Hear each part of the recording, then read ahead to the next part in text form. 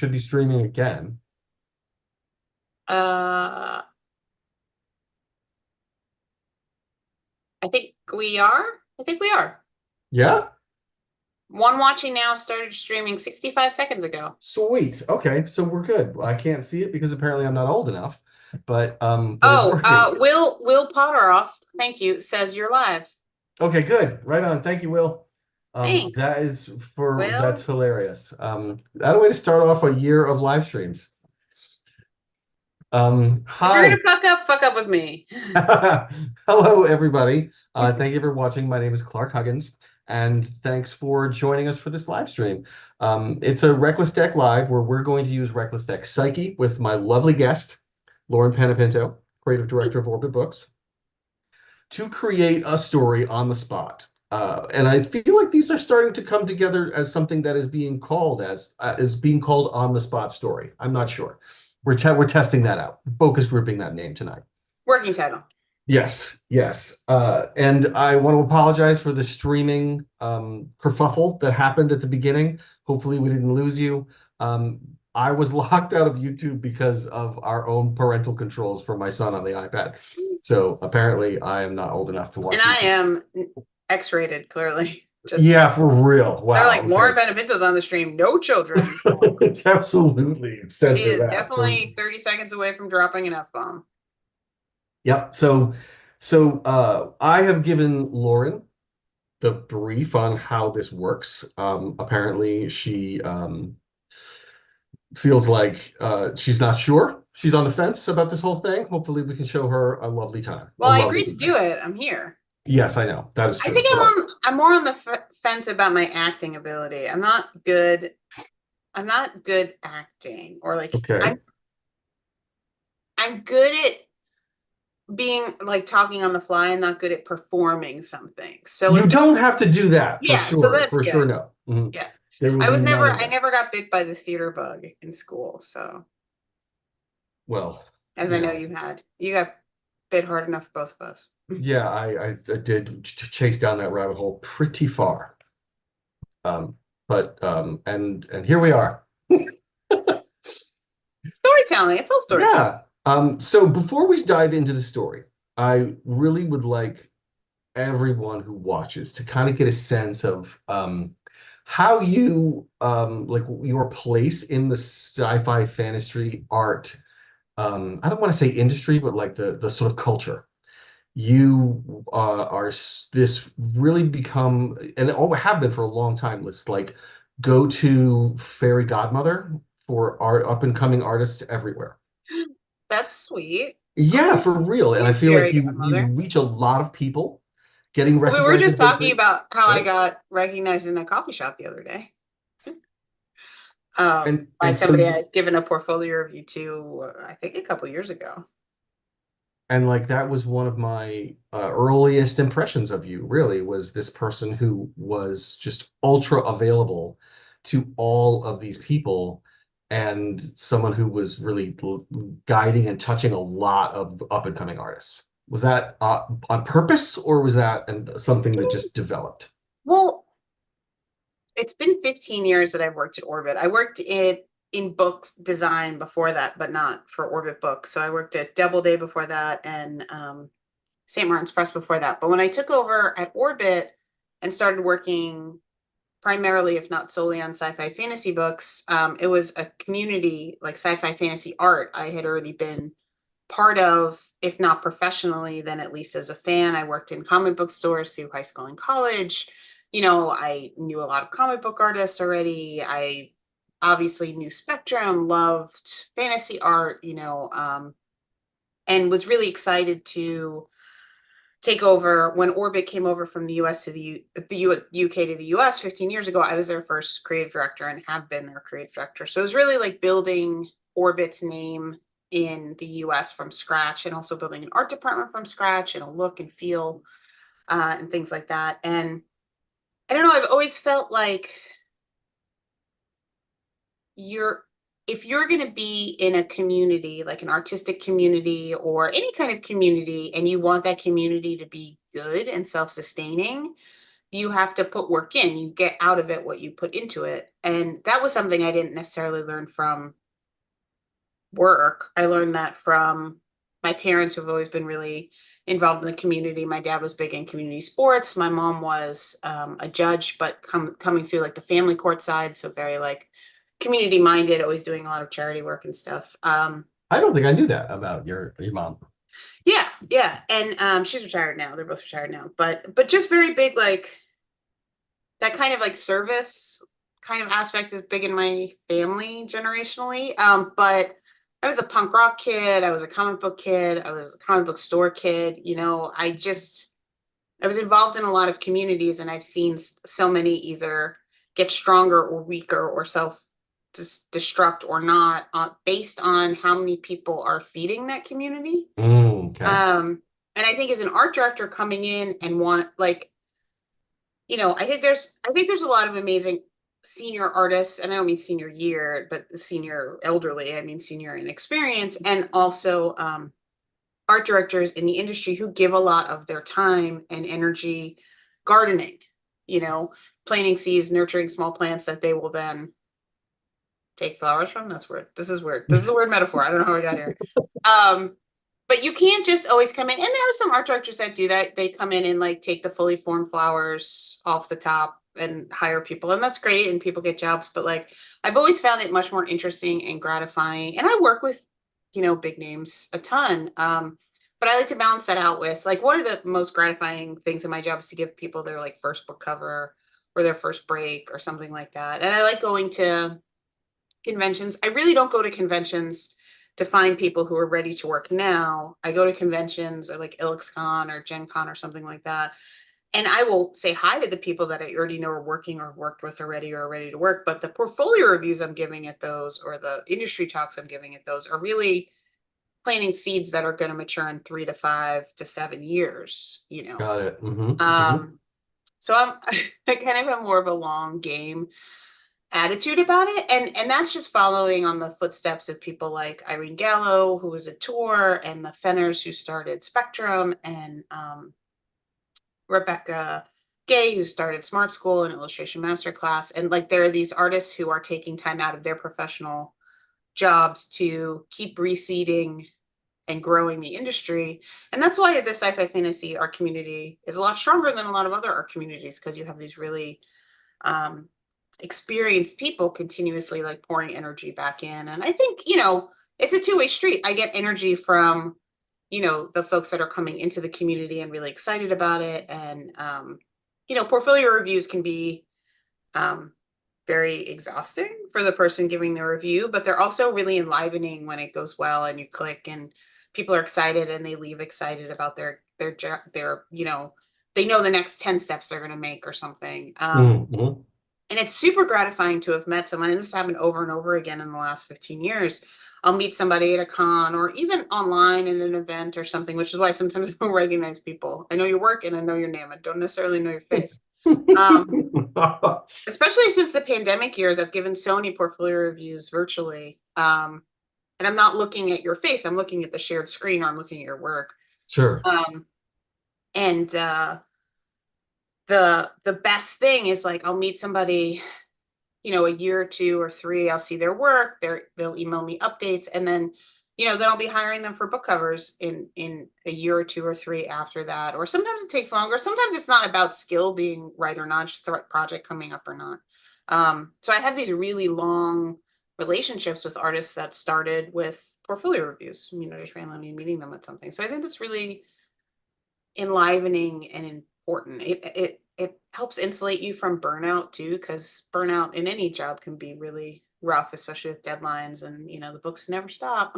It's really hard to come back from too. Once you cross that Rubicon, it's really hard to get re-excited about a thing that. Yeah, it really is. And I think a lot of us made it through, the beginning of the pandemic or 2 years of pandemic or 3 years of pandemic on stick to itiveness and like determination. And then we just all hit a wall of like exhaustion. Yeah. Where did our work-life boundaries go? Like that's in our industry, there's not really good ones anyway. I socialize with the same people I work with. Like my social events are my work event, and then you just can't, then you're also not leaving the house. So you're working all the time. that dream job thing is great, but it could also kind of be a trap because you feel like you're Totally. supposed to be Yeah. working all the All the time time. Yeah, no, it's very and much like you don't know how to not work. Um, it can or make you the a difference prisoner. between like when you do for fun and recharging yourself, the same thing. Like it's like you're recharging and draining the same pathway, and that's not Yeah. healthy either. So like Yes. you have to figure out other outlets. And one of the things that enlivens me is seeing artists that I've worked with or helped or just nudged a little bit in the right direction really take off, and that's just super gratifying to me. So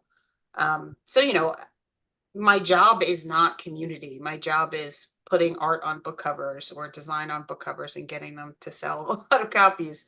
But if you ask me what the most important part of my job was, it's helping grow artists and artist communities into book covers, into book The cover. long game aspect of it really makes it almost not as much gardening as much like making whiskey, because like you're like I like putting this metaphor better already. putting something in a barrel and like letting it sit for like 7 or 10 years. Yeah, hopefully not that long. Although there's been one or two people it took a good 10 years until either the style was right or whatever. It wasn't that the person, and I don't want to give people the wrong idea. It's not that they weren't working with other people or, it was just like lining up the right job with the right person at the right time and they were free and I was free, whatever.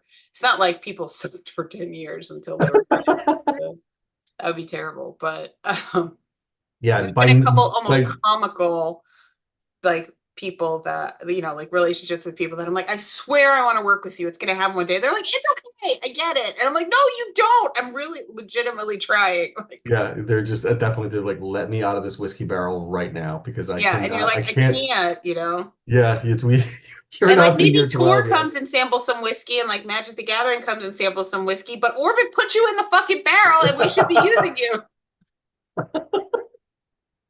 Some weird metaphor. A lot of weird Yep, metaphors. no, I think this bodes not so well for the cohesiveness of my industry talk, but bodes really well for the reckless tech part of this. good. Yes. All right. And speaking of, you had a really compelling ask or a caveat to doing this that I'm very excited about. Where I asked you, like, what genre do you want to do? And you said, oh, we could do urban fantasy, we could do sci-fi, whatever, but I want to do something kind of utopian, kind of that isn't depressing.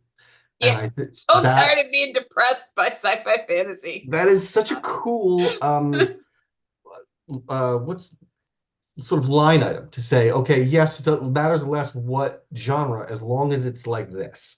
And I'm very excited to pursue that because I think that that is a road kind of less traveled with sci-fi fantasy. I think so, but I think there's also a cultural moment where we're all craving that. Like, I don't know if you kept tabs, but in publishing, like cozy fantasy is very much a thing, like Legends and Lattes, by Travis Baldree. And it's like a story about like an orc who opens a coffee shop. It's like there How did I not and know like this? It's TJ Klune is the other author. There's a couple of authors that are like it's like cozy fantasy. Like there's the world is not ending, there's no chosen one. It's just fun and cozy and lovely, but it's still fantasy. And cozy mysteries have been a thing for a really long time. I wouldn't quite call Agatha Christie like a cozy mystery, but like, the like little old lady in the town like solving the mystery, and it's not a murder, it's like, the money for the raffle went missing. I don't know, like cozy. It's just good vibes. And I think after so many years of, there's thrive years and there's survive years, and there's been so many survive years in a row that people are really craving like something like a warm blanket instead of a punch in the face. interesting. Okay. All right. So I think it's a perfect time for us to Let's do try this out. cozy urban fantasy. Let's see if we can make that out of the cards that I Okay. like curated for you. Yeah, yeah, let's do it. For anyone that hasn't seen one of these yet, we are using a system called Reckless Deck Psyche, which is a system that I created for making characters that ultimately will lead us to a story. There are 8 categories. Lauren is going to choose one of each of the 8 categories, a card from each, and then we are going to take a look at what we've got and what they all add up to, and see if we can't extrapolate from there what this person's story is and where they're going on this journey. Yeah. So And when we I'm switch, excited because I haven't played with Psyche. I remember I was one of the I've definitely had one of the first Reckless decks. I've been through some, you know, I was a big advocate, especially for the beginning and of you artists. really you like I think Yeah. have in portfolio reviews or talks physically thrown them at people. I did physically throw it at somebody who said that they couldn't do practice because they couldn't come up with ideas of things to draw, and I chucked it at them. That's I was like, awesome. here, Clark just gave this to me. Use this. Let's I'm gonna switch my view so we can take a look at the cards. Okay.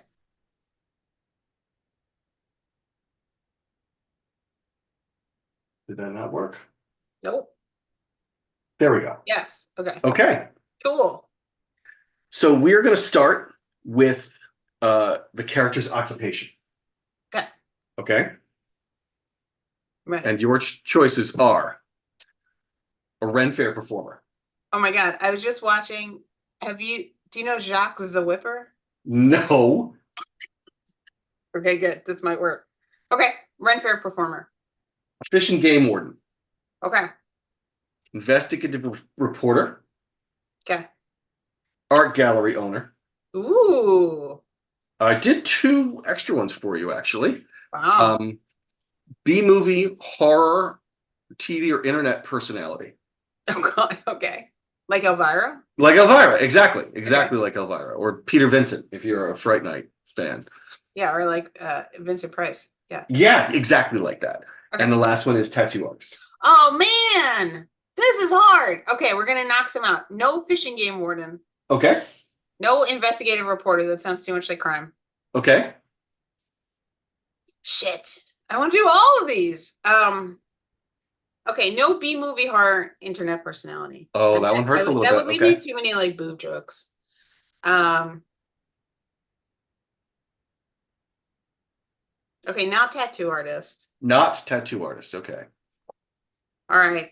This is tough. This is tough. All right.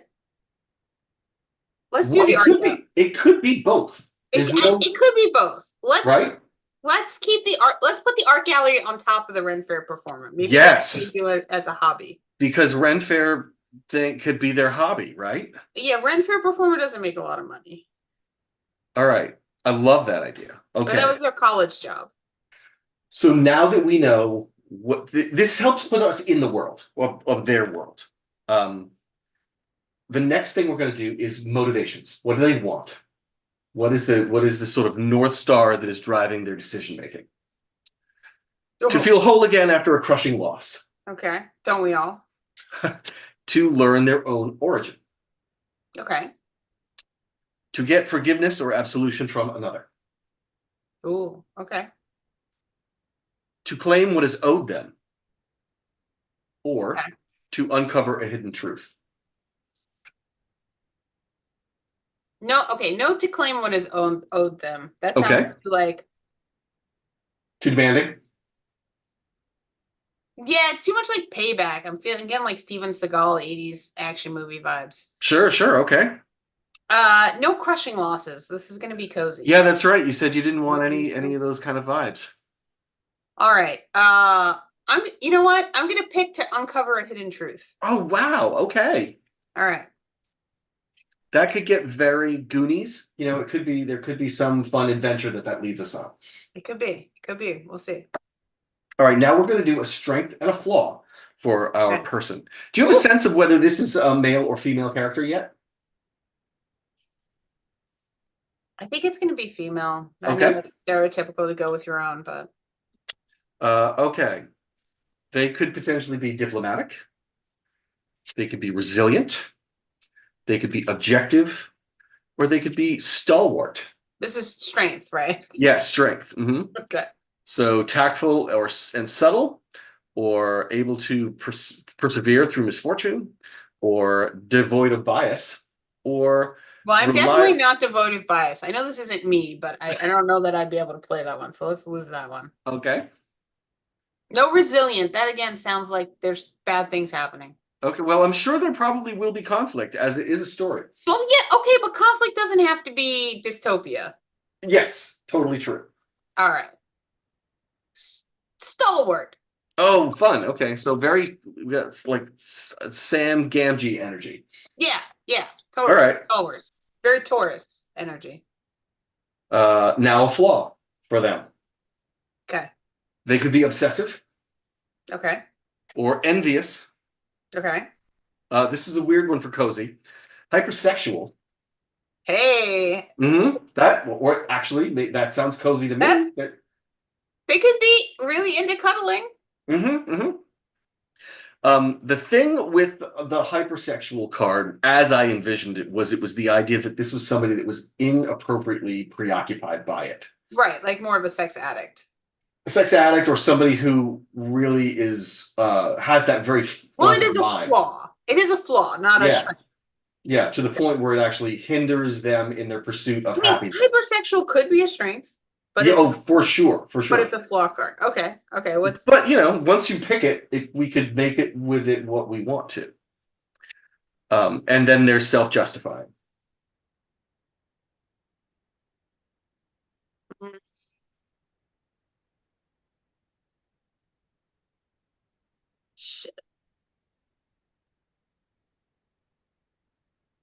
self-justifying? Okay. I'm not sure how that's gonna play out, but we'll get there. I think it sounds great so far. I mean, you could be a really good friend and always feel like you can Excuse the excuse foibles whatever of others and or your yourself, own, or or your your own own. to really just be able Okay. to justify pretty much anything that you do. The next category is called given circumstances. So it's a detail about the conditions of their life. Uh, has nightmares or night terrors. Okay.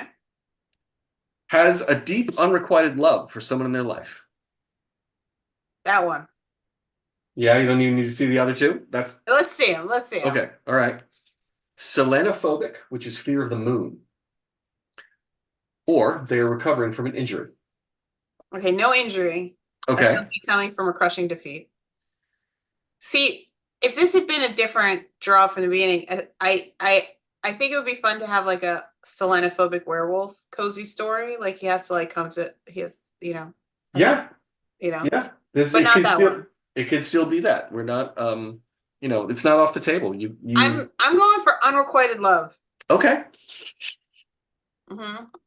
Yeah, Deanna, we're going right for I can't see the chat, so you're it. gonna Oh, have to I be chat can. master. All right, good. We have three more categories to go. The next one, and the next three categories are very much where we're going to find our story elements. Like what we've done so far is very much about the person, and now we're going to find out a lot of information about their surrounding world. Hmm. The first category of those three is secrets. Ooh, wait. Unrequited love is not a secret. Not necessarily. Oh, yes, Could that's be. true. Okay, All okay, right. okay, okay. Um, uh, these are going to really push the boundaries of cozy, I think. Okay. Um, has been waking up in the night, terrified and unable to move, and seeing a leering troll-like being in the darkness sitting on their chest. Okay. Knows of a neutral underground club where all races of supernatural beings socialize without conflict. Okay. Is the grown fey replacement of a child stolen from its crib. Whoa. Okay. Is currently possessed by a demon. Okay. Or has an antique camera that shows the manner of your death in the photographs it takes.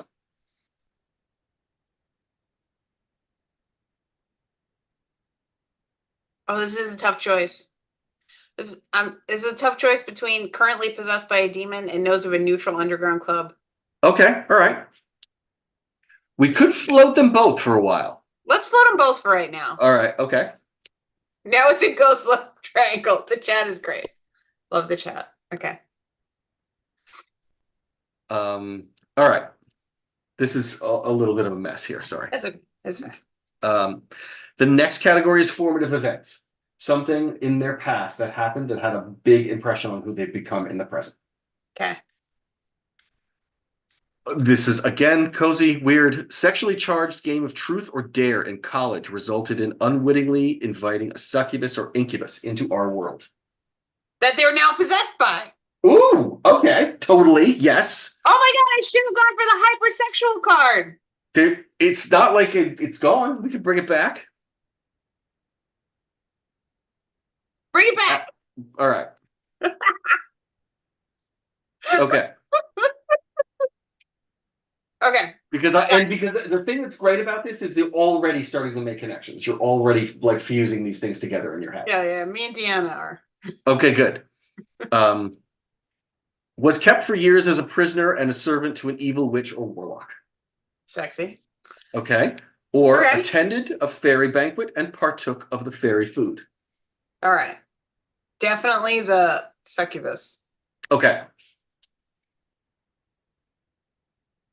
Okay. The last one.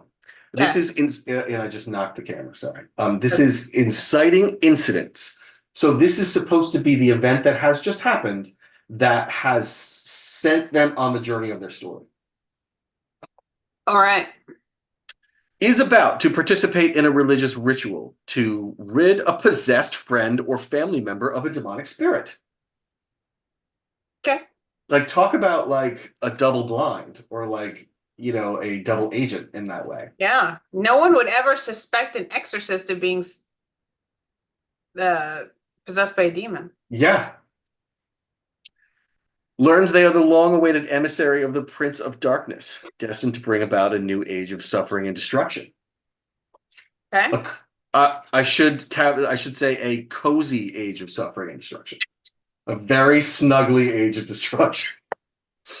Maybe there's so much cuddling, nobody gets any work done, and Th- the world is destroyed. Yeah, sure. And like public works, nobody picks up the trash anymore. Yeah. Attending a large underground or industry party results in them being bitten by a vampire. Okay. Receives an ominous fortune from a carnival act or performing psychic. Yes. Okay. Yes? Okay. No, wait. No. Sorry. I didn't mean yes, that one. I meant yes, I understand you. Okay. Gotcha. Not the vampire. Not the vampire. Not the exorcism. Okay. Not the too much demons. right. Not the dark emissary. Okay. All right. Hold on. What was the game in college again? Let me see that one. Sexually charged game of truth or dare in college resulted in inviting a succubus or incubus into our world. Oops. That one. All right. So Carnival Act is the event that sets us on our journey. Okay. Yes. All right. Sorry. Yes. Carnival Act. Sorry. Okay. Which is interesting because they are a Ren Fair devotee, so those two things kind of go together. Yeah. Okay. Ooh, All right. whiteboard time. Yeah. Good, because I was having trouble keeping track. Yep. Art gallery. Ren Fair. Stalwart. Mm-hmm. Hypersexual. Yeah. Hypersexy. Hyper sexy. Okay. The unrequited love.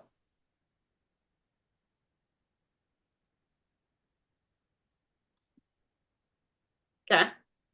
Our secret was neutral club, right?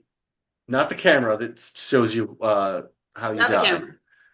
Neutral Neutral club. neutral Supernatural club? Yeah, uh-huh.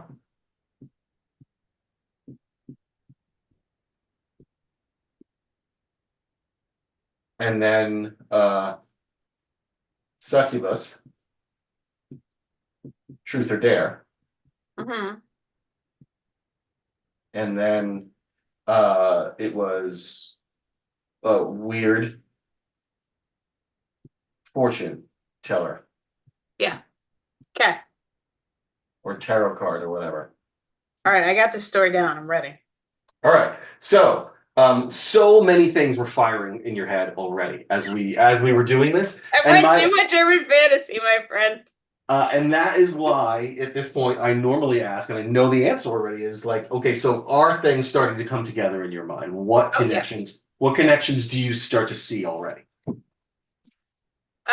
Well, I think that this is a woman, she Yeah. runs an art gallery right now, Uh-huh. but she used to be a Ren Fair performer, Used to be. Okay. and she still has unrequited love for one of her Ren Fair performer friends who is still a Ren Fair performer. Okay.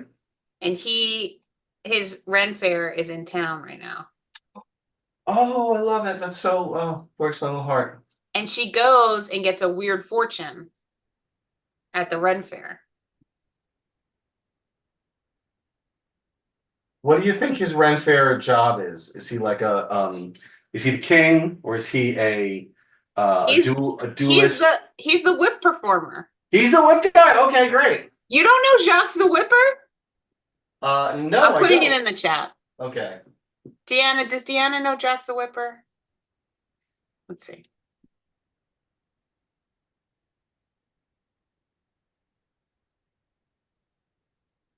Jacques Lee Whipper? Jacques the Whipper. Yeah, there it is. Okay. Here, I'm So texting she goes to the Ren Fair, is what you're saying, to sort of just to like see all her old friends with Yeah, she the goes and hangs out every time they're in town, but she knows this unrequited thing. Okay. guy is uh is there performing. Back to roll with her old crowd. Yep. Now, do we live in like a world of just humans, or are there like urban fantasy population Yeah, members there's freely mixed in? well, there's a neutral supernatural club that does imply that they're supernatural people. Sure, but it's a question of in our world, how secret is that? Is that sort of like an everyday occurrence that's just part of It's life? it's secret to the muggles, but Okay, okay. people know, and there are things like Ren fairs tend to have more supernatural folks in them. Duh, obviously, right? And her art gallery specializes in helping artists get off the ground who are supernatural. So good. Okay, I'm so psyched about this. Um, helps. I need an abbreviation for supernatural. SN. SPN. SPN, SPN. Sure. like the show. Ugh. Apparently SPN is too hard for me. That's okay. SPL artists. Okay. Um, how dangerous do you think that their existence is? Are they comfortably existing under the radar, or are they under any kind of threat? They're comfortable as long as, because normal people don't really know that they're around. So Right, right. like they're comfortably under the radar, but every once in a while somebody gets into some trouble, or like, you don't want to get caught and studied or anything like that, or but they're not being hunted for their differences or anything. They're just kind of chill. This is cozy, Clark. Okay, okay. Yeah, uh-huh. They hang out I in the Ren fairs, they hang out in the kink clubs, they hang out in the supernatural clubs, hang out in the art world. It's gonna be it's a little bit challenging for me to adjust to like cozy level stakes. You know what I'm saying? Because I'm so used to being like pushing Let things me to the tell you wall. something. If you have unrequited love, it does not feel like low stakes. That is true. Okay, good point. All right. But let's talk about this, like the succubus that they released, because I think that a lot of our like drama can Mhm. really revolve. Or did the succubus possess her, or is the Yes. succubus on the loose? Okay, so the succubus possessed her. Okay. How aware of this issue at all, or if at all? Totally aware. Totally aware. Because Okay. hypersexy is a problem. Okay. Okay. So did they like communicate with each other? A little. Yeah. Okay. All right. Yeah. And the succubus is kind of like a as long as she keeps the succubus happy, the succubus lets her drive the ship most of the time. Oh, that is so cool. Okay. And But the what does succubus also gets like very demanding. And occasionally, as succubi do, they might overperform and hurt somebody. So she's so stalwart that the love is unrequited because she's afraid to let the succubus have at somebody she really cares Oh about. my goodness, this is lining up perfectly. Okay. Angel Succubus goes overboard. No, she doesn't need blood. That's a vampire. She Right. needs something else. Right. But does anyone ever end up getting hurt? Like, is there any, does she leave a There trail has of been people have been hurt. okay. I don't know how cozy. I don't know if you're allowed to kill people in cozies, but maybe they just got maybe their entire libido got drained and then they were not ever able to enjoy sex again. I don't know. Yeah, okay. All right. Something like that. Maybe But not death. there are consequences. There It's are not consequences yeah, that she okay. doesn't want to risk on somebody that she cares about. There's a little bit of a trail of broken hearts and some actual Yeah, collateral damage that like right. she And a little bit of she a usually only trail. dates assholes Okay. because she doesn't feel guilty when the succubus has her way with them.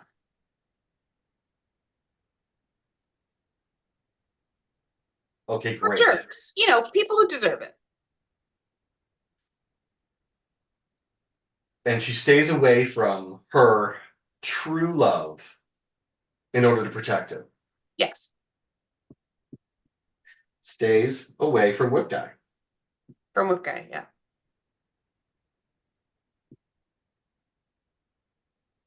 Now, here is where I feel like the story starts to take off.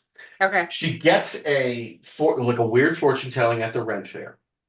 Yes. We need to figure out a little bit, not necessarily, we don't have to nail it down, but we need to start to explore that because I feel I like it. okay. Okay, no, I know what this is.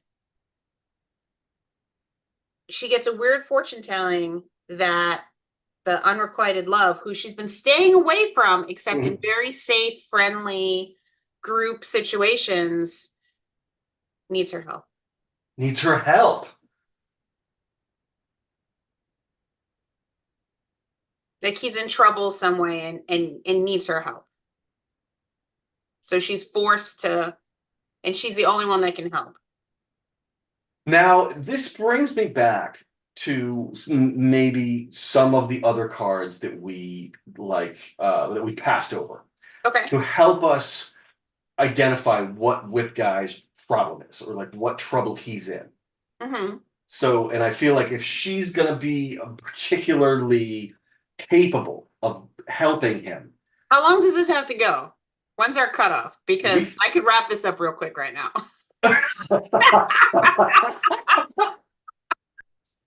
All right, let's hear it. Let's. Well, let's see. So we've got she runs an art gallery. He's at the Ren Fair. The Ren Fair comes to town.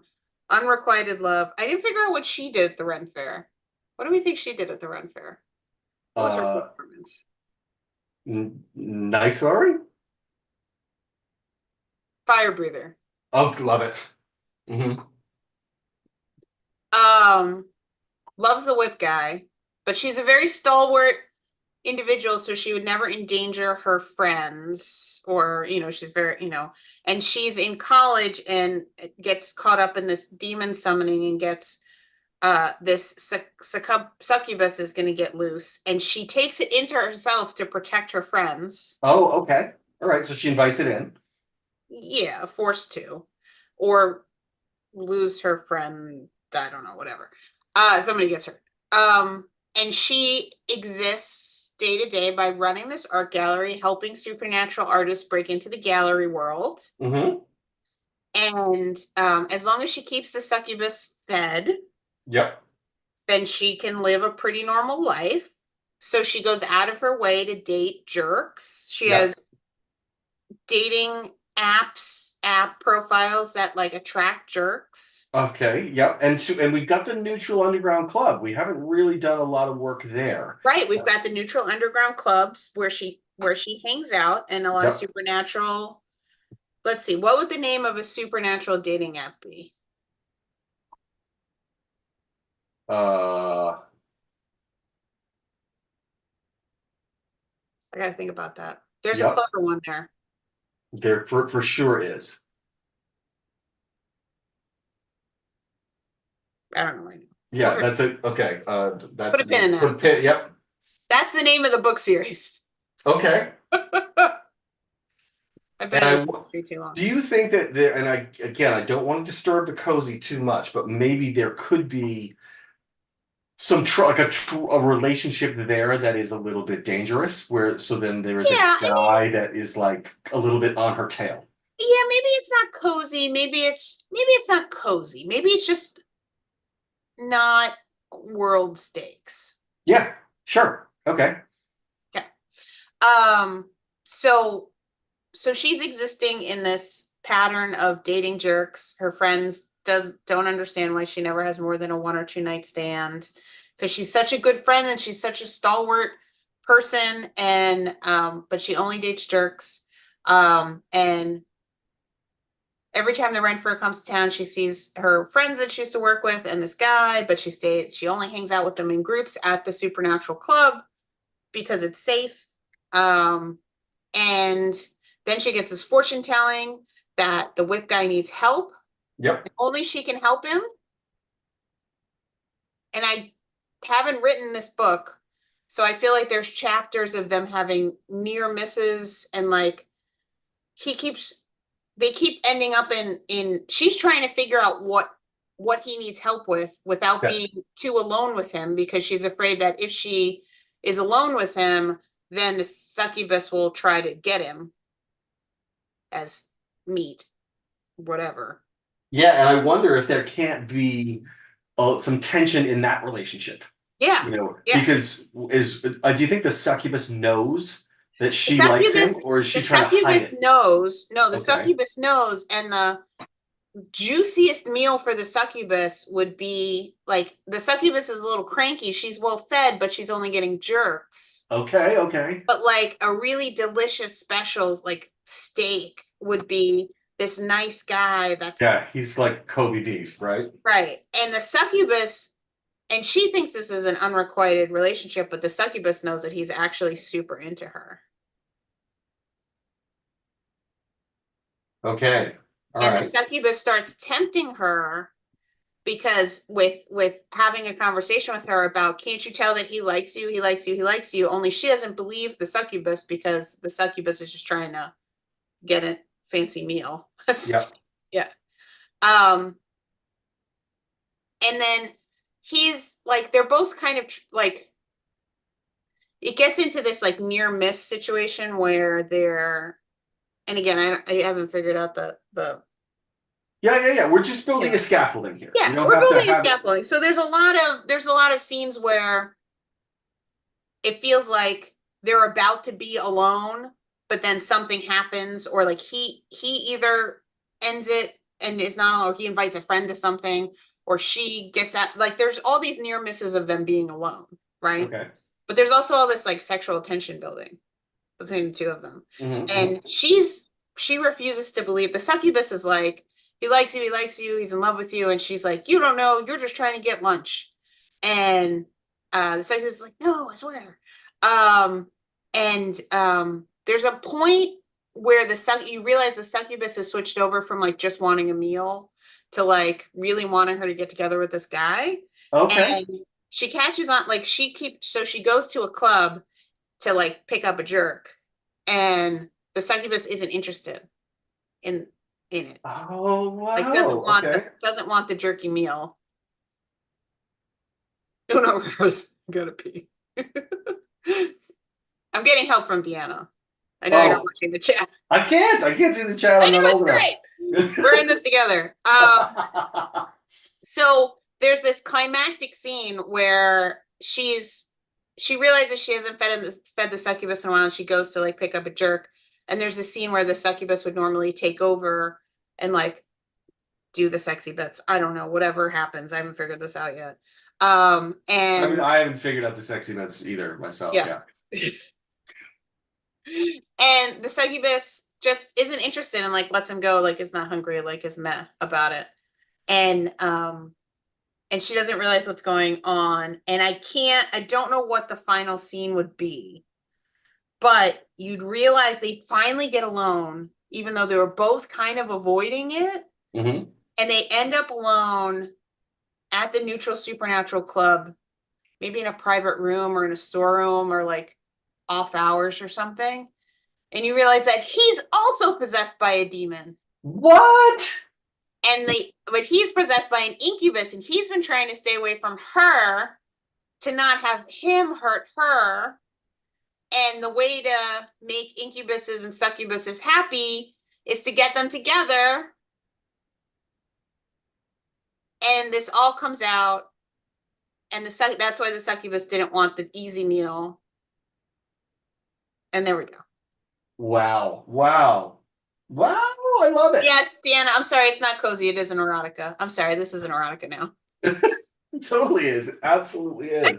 And do you think that was this his problem that he needed help with, or is there Yes, some other danger? That's what he needed help with, because he was doing the same thing. He was like not dating or dating jerks, or he was more like starving himself, like a he was trying not to. He was just hit a lot of copies of Playboy. I think that this is fantastic. I did not see that coming. You absolutely legitimately surprised me. Yeah. I love this. Yes, okay, it's not cozy. It's hot. Erotica might be my cozy. I don't know. But it's not high stakes. The point is, like, the world is not ending, but it's high stakes to the characters. Yes. And I do feel like there's plenty, should you so desire it, there's plenty of room for injecting more danger into this pursuit. Yeah, between absolutely. Like someone from the clubs, problem from the Ren Fair, like there's also, I was thinking I was gonna go that way, like, there might be a thing like I remembered the exorcism, like somebody's trying to exorcise his demon and the succubus makes her stop it, and that's how she finds out or something. Yeah, okay. The succubus doesn't want him to be exorcised because she wants that demon. Okay. There's something there. All right, those demons could have maybe known each other from like a centuries past or something like that. Maybe you can get into that. Crap, that's my groceries. Oh man, hold on one second. I'll be right back. Okay. Hold on one second. Okay. Hello, internet. Finally, we are alone. I'm excited about this. I can't see the chat. I'm literally having a one-way conversation right now. But in the chat, talk about what you love about this, and if you feel like we need to do any more to it. And then when Lauren gets back, we can actually talk about what those things are. What happened? Nothing. The internet and I were having a private conversation. Okay. I had said that while you were gone, if anyone in the chat had any other ideas that to put them into the chat, and you could then tell me what they are. Oh yeah, no, there's been a lot. We've been working together on this one. Okay, good. Deanna, you owe me. I owe you a co-credit. So I am wondering if maybe when your groceries are fleshed out. Excellent. Yeah. Okay. Yeah, if in like Demon Land that these two could not have been connected in some way. So the succubus. No, definitely. Like if I was gonna flesh this out into a whole book, you'd get the demon's backstory too. Oh, okay. All right. As like flashbacks, but not realize you wouldn't get his side of the story. You'd only get her side of the story. Yeah. Yes. And then you'd realize that he was one of the characters in her story, that demon. That would make it so much more like delicious when you finally got there. Like if you knew about that lover from like, ages past. Maybe they became demons together by accident or something. I don't know. Maybe like Okay. the key to undemoning them is, Somewhere in there, yeah, okay. We're leveling them up in some way, like that they yeah, have their own demon problems that they they need have their to. own demon problems that they're like trying to drive out while they're possessing people. Yes, yeah, yeah. So they're not just like kind of in neutral, being like, I possess this person and that's like my end game. Like Yeah, no, they have they're trying to they're kind of drive them like cars, but then they kind of care about them too.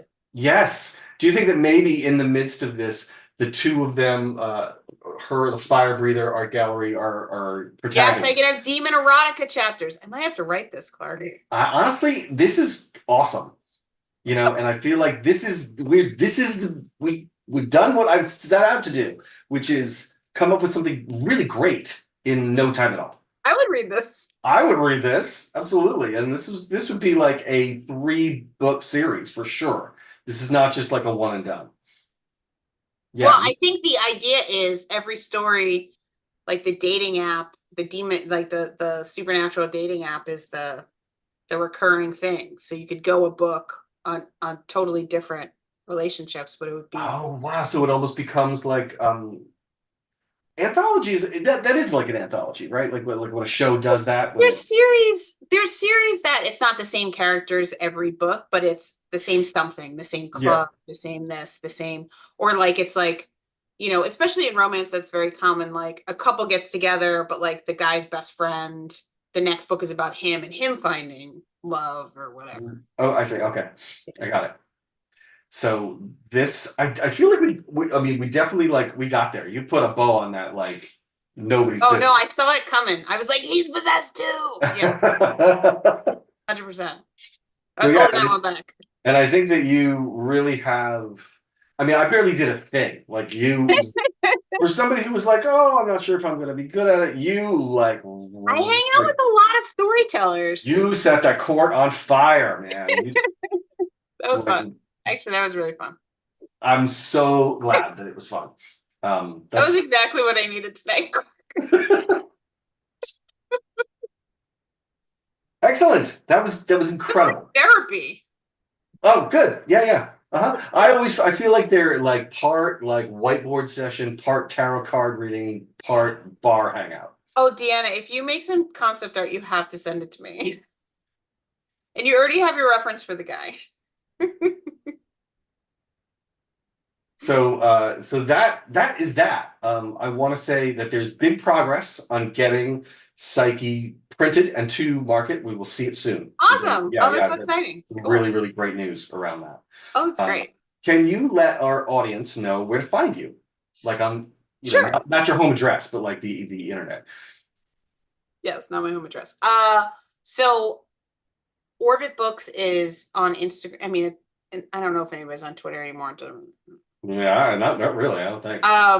I'm gonna stick to Instagram for right now. It's at Orbit Books _US. There's an underscore UK too, but the US we share most of the books. Anyway, they publish some stuff we don't because they've been around like 20 years longer. But and my personal Instagram is at Panepinto. It's a long story. That's what kids used to tease. My last name is Panepinto, so kids in like third grade like, you're as big as a planet Pinto. I was not overweight, but they just No. can't come up with anything else. It's fine. Yeah. I thought it was funny. So that's my social media handles. I recently realized that I have 75,000 followers on Pinterest, which is also at Planet Pinto. So 75,000? 75,000 followers on Pinterest. Holy I started crap. using Pinterest early because it was such a perfect thing for work. Uh-huh. Me and Alan Williams, I think, were like the first 2 users on Pinterest. It was a social channel of two. And we just save each other's weird, fucked up pins. That's so cool. Yeah, I realized I'm a, I guess, influencer on a mostly dead social media platform. That's cool. I love Pinterest. I love Pinterest. Anyway, but and I keep being told that I need to do TikTok. So I've created a TikTok. I have two, and I don't want. I have not posted. I mean, the problem is if I just got a little good at doing video on my phone. People want to hear about book stuff behind the scenes. Like when I get finished books, to just like hold it up and be like, "This is what happened with this book." You know, That's I true. love it, and I should do it. And I Do you will. have any of your most recent books within arm's reach? Do you have anything that you could just hold up and be like, Yeah. Why is this my TikTok audition? yeah, sure, why not? Let's. All of these here. I'll take these two. These are fun. So this is if you hang around as a book designer long enough, you like more than 10 years, you get to do your own 10-year anniversaries. So books you designed, you get to redo. So this is a 10th anniversary edition of Ancillary Justice, which is fun. And it was a big deal to me because John Harris did the original art for the series, and it was this big painting. Yes, The I know that cover. Yeah. 3 parts. But when he always does his sketches in pastels, and when the pastel came in, it was so beautiful that we wanted to use it as the final book covers. But it was an unknown author, and we weren't at the time. It was Anne Leckie's first book, and we weren't sure how commercial it would be if it was in pastel. So we did go to final painting, but I always said if we ever did a special edition, I wanted to use the pastel. Oh, So I did. amazing. So it's a double-sided That is wild. with no type on it. Do you know how hard it is to get a cover approved with no type? Yeah. With a Okay. belly band that has all Oh, the type on it. that's what it's called, a belly band? Yeah, belly band or a half cover. This one's Oh, a big, okay. this one's a little big for a belly band. Yeah. So I got away with it. 15 years it took me to make a cover with no type on it.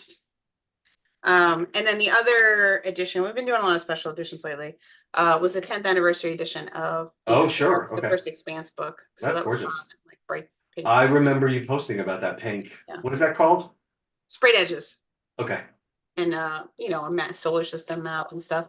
And the original art, I clearly love doing inside jackets, is the original. So that's, you know, the shiny stamp on the front. That's But this is gorgeous. the original full bleed art for Leviathan Wakes when we did it as a first edition by Daniel Dachu.